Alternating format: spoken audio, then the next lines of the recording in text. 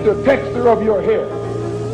Who taught you to hate the color of your skin to such extent that you bleach to get like the white man? Who taught you to hate the shape of your nose and the shape of your lips?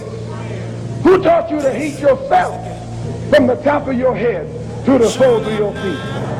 Who taught you to hate your own kind? Who taught you to hate the race that you belong to? Don't let anybody make you think that God chose America as his divine messianic force to be a sort of policeman of the whole world. God has a way of standing before the nations with judgment, and it seems that I can hear God saying to America, you are too arrogant. If you don't change your ways, I will rise up and break the backbone of your power, and I'll place it in the hands of a nation that doesn't even know my name. Be still and know that I'm God. Welcome again to Street Talk. My name is Ahmad Shakaraki, and on Street Talk we deal to political, social, and economics here in Michigan, the U.S., and abroad. Now joining me tonight, Dennis Burnside, Charles Thomas, Paget Maynard. Okay, man, we got a lot to cover, but we were talking about some of the things, and Clarence Thomas and all the rest of these things. What do you want to start on first? Well, we got a ruling last Thursday that really wasn't a surprise anymore because back in April we had a leak that showed that there was a decision or an opinion that would overturn Roe v. Wade. Okay. And sure enough, that came last Thursday. And the Supreme Court has overturned Roe v. Wade 6-3, 5-4 if you look at the opinion that Roe v. Wade is completely turned over with no exceptions. Justice Roberts had some problems with that type of language, and his opinion was that we should still carve out at a national level exceptions like rape, incest, health of the woman. But the rest of these retrograde, ultra right-wing fascists said that under no circumstances does the federal government have any say at all in a woman's right to choose, throwing it back to the states, which takes us back to the states' rights argument, which was the basis for the Civil War, saying that whatever the states decide is legal within their borders is what goes, and there is no national mandate on most of these rules. And it's the first time in U.S. history we've had a constitutional right, taken away. We've had them added in the past, several of them, but this is the first time that we've ever seen one taken away. And it's going to lead, as Uncle Thomas said, to some other rights that people have become accustomed, or at least started to recognize in the crosshairs of this right-wing justice. And we have a few states already saying if a woman leaves the state and have an abortion, she's subject to go to jail. Yeah, they put, I believe it was Texas and Louisiana. Yep, Texas for sure. Okay. And they both said that they put in writing in their laws that if a woman left the state to have an abortion, someone who is not even related to her, knows her, has any type of relationship at all, other than knows that she was pregnant and had an abortion, can sue her, claim a $10,000 reward, and vigilantism and attorney fees. So what this does is it turns your neighbor into vigilantes, and it turns everyone on everyone else, and it's the ultimate definition or the ultimate symptom of fascism when you have neighbor telling on neighbors they're Jewish. Meritorious monumentus. That was the same thing. You get a kickback for snitching. Absolutely. It's fascism, plain and simple. Right. And that's what the country's trying to lead to. Well, How the could- powers that be, if you look at polls, what the American people want, 70% of the people in America want a woman to have the right to make that decision. You can have at your core an opinion about abortion and the viability of the fetus and whether or not it's a human being or whether or not it's wrong to end that life, without saying to a woman, because I feel this way, you should also feel this way, and should not have the right to choose. And that's where I draw the line. I do have an opinion about the viability of a fetus as the marker where abortion should no longer be permitted versus a fetus that is not viable outside the womb. I won't say what it is because it's nobody's damn business, but I don't think whatever I believe should be persuasive or should be determinative when I'm talking to a woman who's 28 years old, barely getting by, has 2 children she can barely feed now, educate now, clothe now, and then she's presented with the choice that she must have this third, or a woman who has some type of pregnancy where it could end her life if it goes on too much longer, or the situation where a child is going to be born with horrible birth defects that will make its life tenuous or compromised. These are the kind of decisions that the government should not be involved with, and of course it comes from the party that always says that they want big government off your back, we want freedom, but they're always ready to stick their nose in somebody's bedroom or somebody's womb or somebody's right to vote. They're always ready to interfere as a governmental entity when it's something that they want to see go away. Well, It's going to bite them in the butt, because it's a moral issue as far as I'm concerned. Well, to me, no matter how I see it, it should be left up to the woman and her doctor. I agree with you. You know, That's exactly right. I noticed something there. This woman was saying. You talk about viability. If at conception, the moment that sperm and that egg unite, you're calling this a child, then shouldn't they have the father be paying child support from then? And how much is it going to cost now to carry this child too? Shouldn't he be supporting that? Well, don't give him ideas, Paget. Yeah? Don't give him ideas. Well, But you know, I mean, that's just one question somebody raised, which is good. yeah, but see, But wait, there's something else now. This white couple standing there had a sign saying, "We will adopt your child." Talk to that. Well, you know, that's a lie, really. You know, we got more kids than any other country right now who need adoption. You know, and there's more black kids out here need adoption. I was watching some a couple of weeks ago on PBS. This black young he had turned 20, 21, or I think he was 22 or something like that. Anyway, he said he had lived in 17 or 18 different homes, you know. Foster home. Yeah, foster homes. He'd be here, he said, and then they'd move him over here. So, And a lot of them are abusive. oh yeah. Most I wouldn't say most, but most like we hear, we see on TV and everything. Yeah. So, I don't think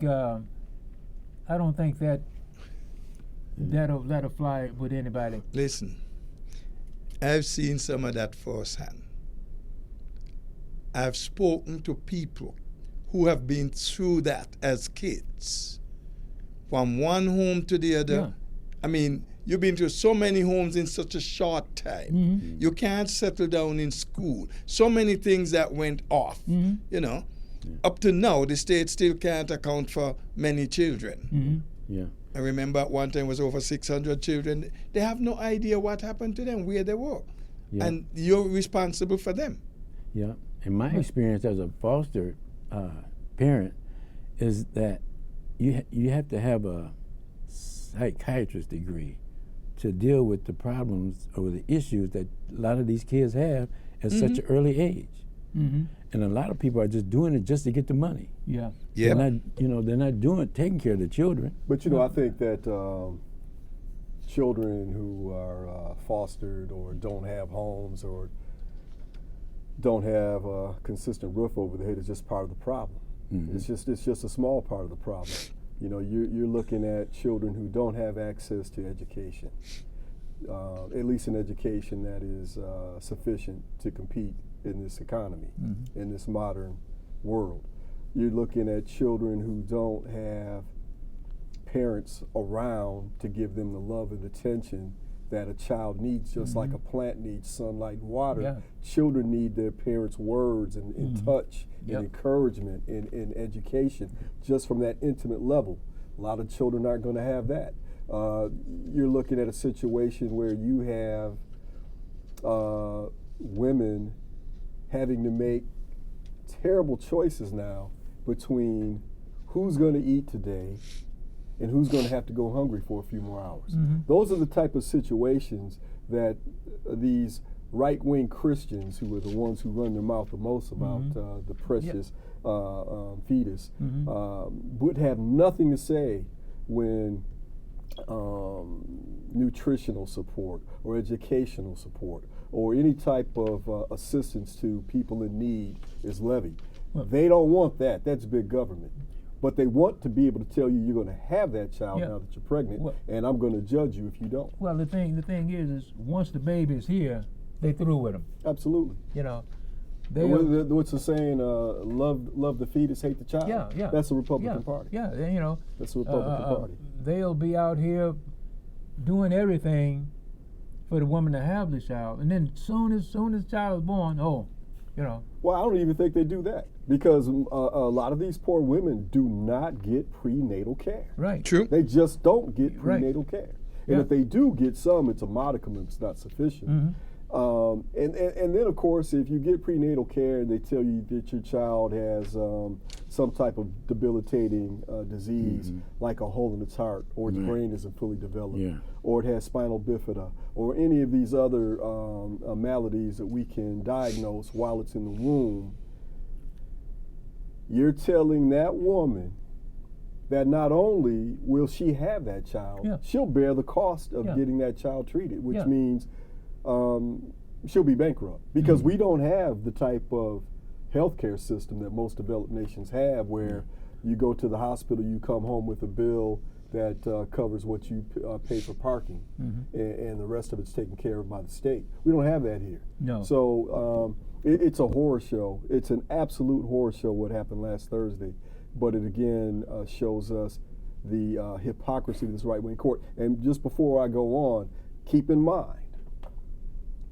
on Wednesday last week, the Supreme Court said that a state like New York or any of the other 49 states do not have the right to regulate gun ownership. You cannot tell someone they can't carry that gun out in the open, concealed or open, anywhere in the United States. They have a right to. As children are being slaughtered in Texas, as people are being slaughtered at the grocery store in Buffalo, and mass shootings in between multiple times a day, every day, they're telling the country that we don't have the right to regulate guns. The state is overstepping its bound trying to regulate that. But on the other hand, the state may step in and tell that woman what she can do with that fetus and a baby, and we're not done there. Because they're now going to say, we're going to tell you who can get married and who cannot. We're going to tell you whether or not we approve of your birth control regimen or not that you take to try to manage your family size and future. That for them, the state can jump right in and tell you that. Right now. So they're not all about freedom and states' rights. They're about fascism. They're about raw power, and what we say goes. Right now. Let me give you something that Clarence Thomas said. In future cases, we should reconsider all of this court substantive due process procedures. Now, substantive due process, it's not specifically spelled out in the Constitution, but in some cases implied, and these are rights that people should have. And he mentioned about the history of the country. Yes, historically these things are there. They're practiced, they're given. But now he's saying we got to go back and we have to correct the wrong, because he called that a legal fiction. And it's particularly dangerous. So now we're going to get rid of all these things. Do you know some of the things going to be gone? Yeah. That were not written in the Constitution? Contraception. Yeah, yeah. You didn't have anything there. Let me say something differently. Clarence Thomas spelled out things that people enjoy now, like Roe v. Wade. All that would be gone. Well, He went further. You are not going to be allowed to have and use contraceptives. well, Huh? well. Right now, it's 2 states right now are saying that pills coming in, they're gonna be vanished. You know, you won't be able to have to take these pills. There's 2 states, Morning after pill. North Dakota and I forget the other one. Anyway, these later governors, they already done said that, you know, they're gonna Well, we stop. were talking before the show where you have some states that already have a law on the books that says if you suspect your neighbor, your friend, your coworker left the state to have an abortion, you can bring charges against her. And if you're successful, she will pay a $10,000 fee to you, the snitch, not to the state, not to their coffers, directly to the snitch as a reward for telling on you. And in addition to that, she will pay your legal fees. Yeah. So you're going to have a whole demographic of snitches out there who Yeah. have nothing to lose. Right. All they got to do is notice that Mary was acting as if she was pregnant, showing certain symptoms. She was gone for 3-4 Yeah. days. I suspect that she wouldn't have an Yeah. abortion. Finds an attorney who hires a detective. They figure out that she did, and all of a sudden, my man's in for a 10K payday. Yeah. And you're talking about fascism. And let me further say that I noticed that Uncle Thomas didn't include the Loving decision. That's where I'm coming. He did not include the Loving decision. The Loving decision was the one that outlawed the proscription against interracial marriage. I believe that case was in Virginia in No. 1966. Virginia, but yes. but Yeah. but but now Clarence doesn't want to talk about that because of course he has a It white affects wife. him. Yeah, God bless him. But if you're gay, if you're a woman who wants to take a contraceptive of her choice, the state can come in and tell you about that. Yeah. Yeah. So the hypocrisy of the Marriage right, of where they say choice. the state can regulate guns, but they can't regulate wounds. I mean, Right. they can regulate wounds, but they can't regulate guns. Amidst all this slaughter, Yeah. and that the state can tell you who you can sleep with and whether or not that act is criminal. But we're not going to interfere in interracial situations because of Clarence Thomas is foolish. And one last thing, John Cornyn, U.S. Senator, tweeted last Friday that he thinks that Plessy v. Ferguson and Brown v. Board of Education need to be looked at. And just to remind the people at home, Plessy Ferguson was a case that said that a black man has no rights that a white man must respect. Yeah. That was the language of the decision. It was all about a black man in the South as a visitor, asserting his right to eat where he wanted, sit where he wanted, and not be pressed into slavery.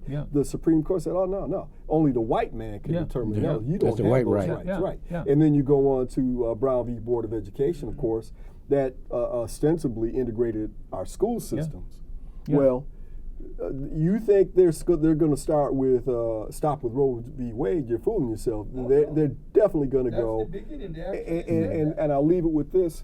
The same week that they said that the states can regulate a woman's womb but not guns, and that Roe v. Wade was no longer in place, you had a Supreme Court decision that said the First Amendment separation of church and state is no longer in play. We've seen 2 courses in the last 5 court cases the last 2 days.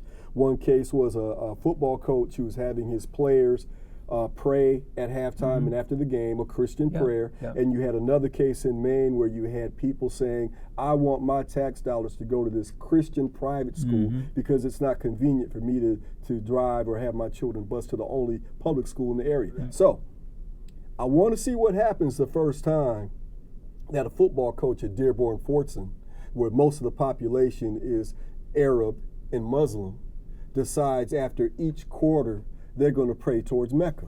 Right. Are we going to stop? Are we going to have a public address system come on we and say allow it's freedom time of to pray to Allah? Yeah. Is that going to be allowed? Of course not, because these are theocratic, Christian theocratic fascists. Well, you know- and everything coming down the pike is showing us. Well, who you they know, are. today, this guy, he got the clearance on that. Now Yeah. he can. Yeah, he can pray. Yeah, he can yeah. have his kids. yeah. pray. Well, You was- no- I'm going to drop you something else now. Still along that line. You just said Clarence didn't want to interfere with interracial marriage. All right? Here's something else Clarence would have to go after if he's going to do all of it. Affirmative action. Clarence benefited from that. Greatly. And if he benefited so greatly from it and wants to get rid of it, shouldn't he be forced to pay back the money with interest? And probably all that he made as a result of that.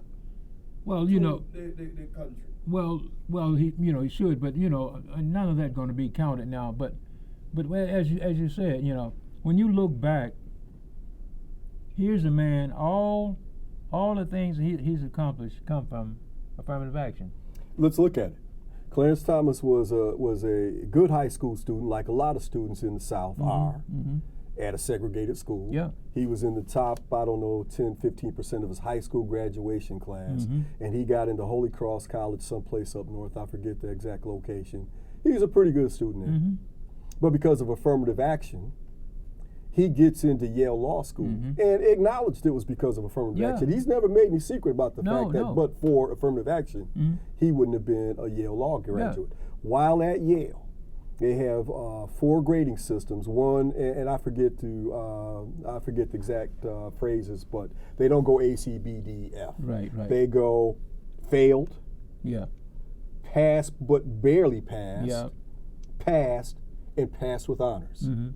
He had 2 pass but barely pass. Mhm. He had 1 pass with honors, and the rest of his grades were pass. Okay. So in other words, he was a middle of the road, average law school student at Yeah. Yale. But because of his political proclivities and where they saw they could use him, they put him into the federal government, where he was a mediocre and controversial Yeah, judge yeah. because even contemporaneously, women were talking about this man being a pervert Yeah. and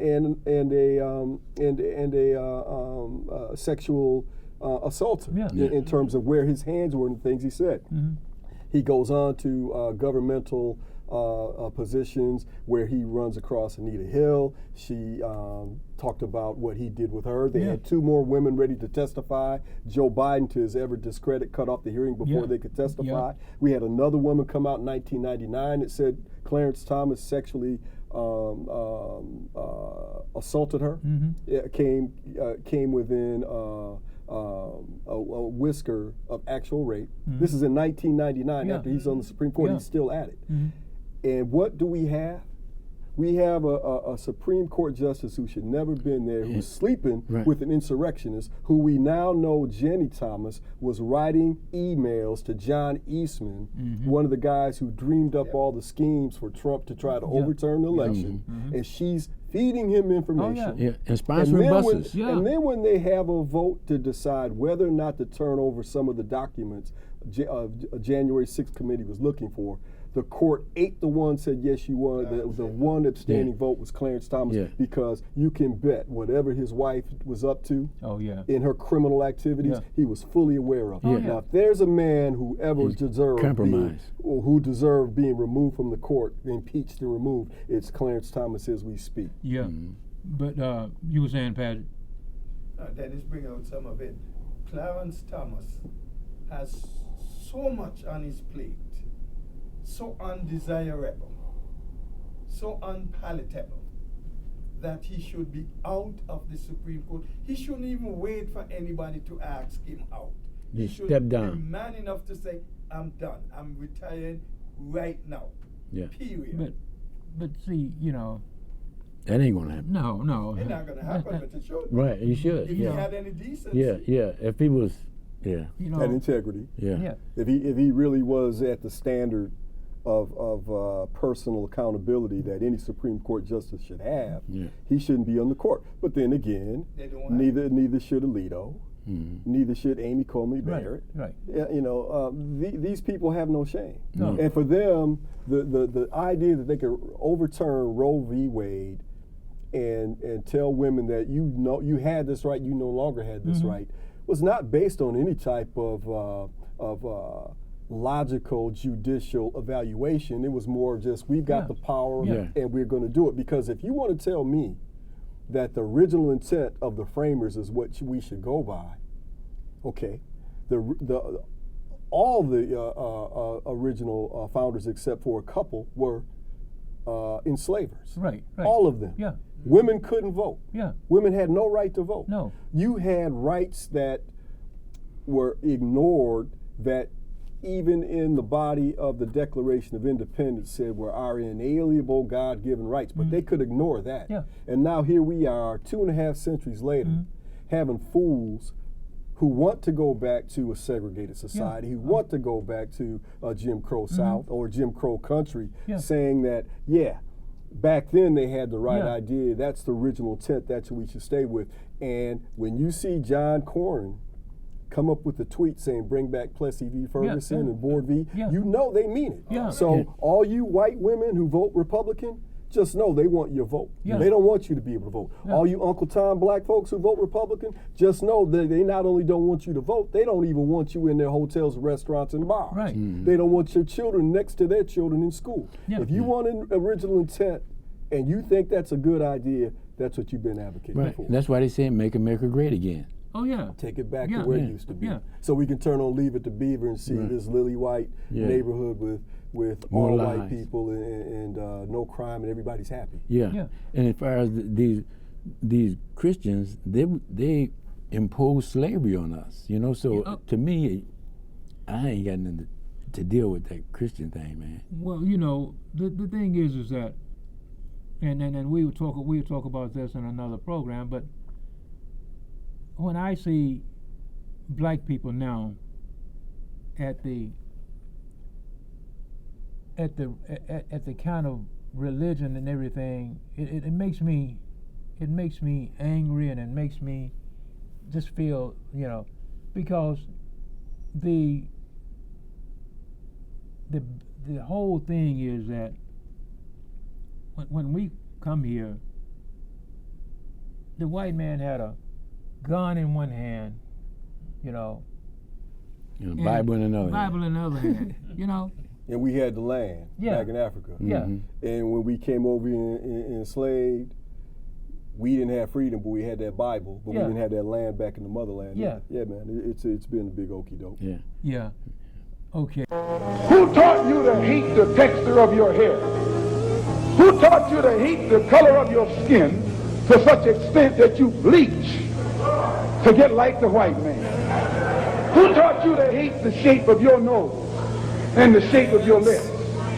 Who taught you to hate yourself from the top of your head to the soles of your feet?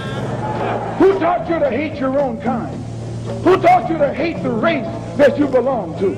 Don't let anybody make you think that God chose America as his divine messianic force to be a sort of policeman of the whole world. God has a way of standing before the nations with judgment, and it seems that I can hear God saying to America, you are too arrogant. If you don't change your ways, I will rise up and break the backbone of your power, and I'll place it in the hands of a nation that doesn't even know my name. Be still and know that I'm God.